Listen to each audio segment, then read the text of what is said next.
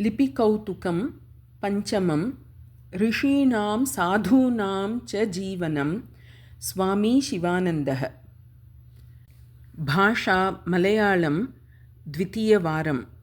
अक्षराणि जकारः ज जा जि जी जु जू जृ झृ जे जै जो जौ जं जः। लिप्यन्तरे अपि समान अक्षराणि।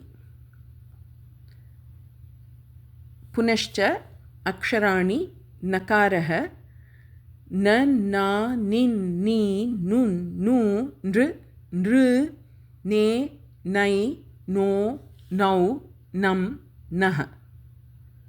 लिप्यन्तरे अपि।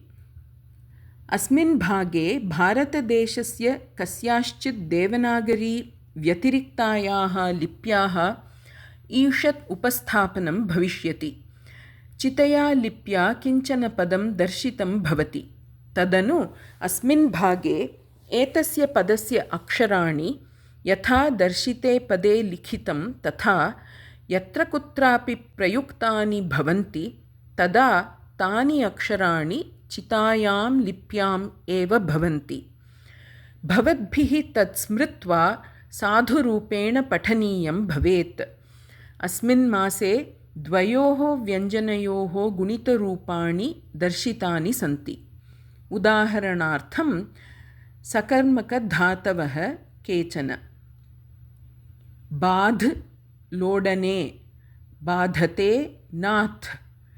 याज्ञोपतापैश्वर्याशिषु नाथते आशिषि नाथति। दध् धारणे दधते। वन्द् अभिवादनस्तुत्योः वन्दते। मन्द् स्तुतिमोदमदस्वप्नकान्तिगतिषु मन्दते। स्वद् आस्वादने स्वदते। स्वर्द् आस्वादने स्वर्धते। च्युत् आसेचने च्योतति। श्चुत् आसेचने श्चोतति। मन्थ् हिंसासंक्लेशनयोः पुन्थति। लुन्थ् हिंसासंक्लेशनयोः लुन्थति। सिद्ध् गत्यां सेधति। सिद्ध् शास्त्रे शासने सेधति। खाद् भक्षणे खादति।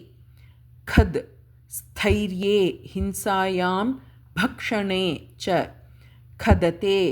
स्थैर्यार्थे खदति। गद् व्यक्तायां वाचि गदति। जननी जन्मभूमिश्च जाह्नवी च जनार्दनः जनकः पञ्चमश्चैव जकाराः पञ्चदुर्लभाः। एतस्य पुनर्लेखनम् एतेन प्रयोगेण एवं भवति। सकर्मकधातवः केचन बाध् लोडने बाधते नाथ याञ्चोपतापैश्वर्याशिषु नाथते आशिषि नाथति। दध् धारणे दधते।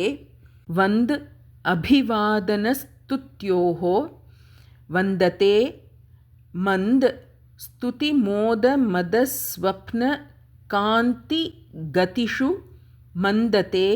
स्वद् आस्वादने स्वदते। स्वर्द् आस्वादने स्वर्धते। च्युत् आसेचने च्योतति। श्चुत् आसेचने श्चोतति। हिंसासंक्लेशनयोः मन्थति। कन्थ् हिंसासंक्लेशनयोः कुन्थति। पुन्थ् हिंसासंक्लेशनयोः पुन्थति। लुन्थ् हिंसासंक्लेशनयोः लुन्थति। सिद्ध् गत्यां सेधति। सिद्ध् शास्त्रे शासने सेधति। खाद् भक्षणे खादति। खद् स्थैर्ये हिंसायां भक्षणे च खदते स्थैर्यार्थे खदति गद व्यक्तायां वाचि गदति। जननी जन्मभूमिश्च जाह्नवी च जनार्दनः जनकः पञ्चमश्चैव जकाराः पञ्चदुर्लभाः। कुप्पुस्वामी कश्चन श्रद्धाल्वोः पित्रोः अपत्यं। सः दृढगात्रवान् धीमान् विधेयः शुश्रूषुः च। बाल्ये अपि परोपकाररतः सन् यौवने स्वभावम् अनु सः वैद्यवृत्त्यै अध्ययनम् आलिङ्गत्। सः न केवलं वर्गे अग्रगण्यः परन्तु अल्पे एव काले सर्वम् अधीतवान्। स्नातकः भूत्वा वैद्यविषयकपत्रिकां प्रकाशयितुम् आरब्धवान्। स्वलेखेषु फलदायिनः रोगनिवारणोपायाः बाहुल्येन तत्र प्रकाशिताः। तस्मिन् एव समये हरिकथाश्रवणनामसङ्कीर्तनादिषु आसक्तिं प्रादर्शयत्। तदनु मलेशियादेशे विद्यमानानां सस्यवाटिकाकर्मकराणां सेवायै तत्र अगच्छत्। तत्र सः सर्वात्मभावं प्रदर्शयन् निष्काम्यसेवाम् अकरोत्। वैद्यपत्रिकासु प्राचुर्येण तस्य लेखाः प्रकाशिताः। तत्र सन्न्यासिनां योगिनां च प्रभावेण आध्यात्मविषये तस्य आसक्तिः अवर्धत। सन्न्यासाय दृढव्रतः सन् कस्मिन् अपि मुहूर्ते सर्वस्वं त्यक्त्वा भारताय नौकया निरगच्छत्। सर्वं त्यक्तवान् सः तीर्थयात्रां कुर्वन् भारते सर्वत्र सेवानिरतः पर्याटत्। ऋषिकेशे प्राप्ते सति पावनसन्न्यासाश्रमं प्राविशत्। सः स्वामी शिवानन्दः जातः। लक्ष्मणझूलासमीपे सत्यसेवाश्रमः नाम औषधवितरणकेन्द्रम् आरब्धवान्। तदनु तीव्रतपश्चर्यायां ध्याने च मग्नः अभवत्। ध्यानावस्थायाम् अधिगतान् अनुभवान् करपत्रेषु प्रकाशयन् वर्धमानं भक्तसमूहम् अबोधयत्।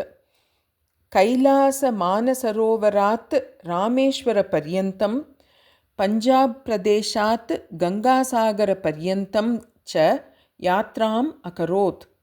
वर्धमानप्रसिद्ध्या भक्तसमूहः अपि अवर्धत। तस्य वर्धनस्य सहायकरूपेण पुस्तकानां प्रकाशनम् अपि प्राचलत्। सः समूहः साधकानां सेवायै आश्रमस्य संस्थापनम् अकरोत्।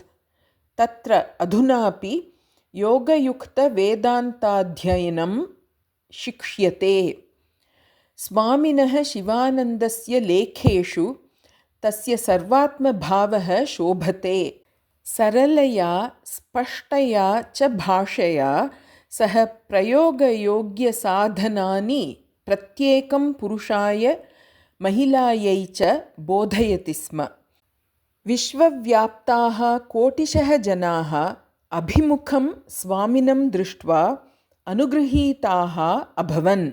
स्वामी शिवानन्दः पुनः प्रवासं कुर्वन् सन्देशं भारते श्रीलङ्कायां च प्रासारयत्।